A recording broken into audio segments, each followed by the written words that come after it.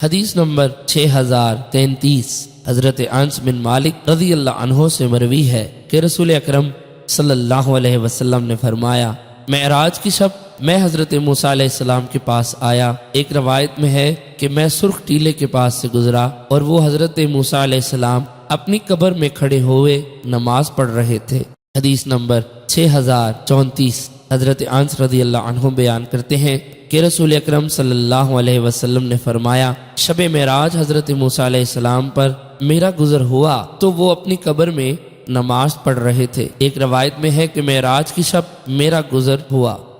حدیث نمبر 6035 حضرت ابو ہریرہ رضی اللہ عنہ نبی اکرم صلی اللہ علیہ وسلم سے روایت کرتے ہیں، آپ نے فرمایا، اللہ تعالیٰ فرماتا ہے کہ میرے کسی بندے کو یہ حق نہیں پہنچتا کہ وہ کہے میں حضور علیہ السلام حضرت یونس بنت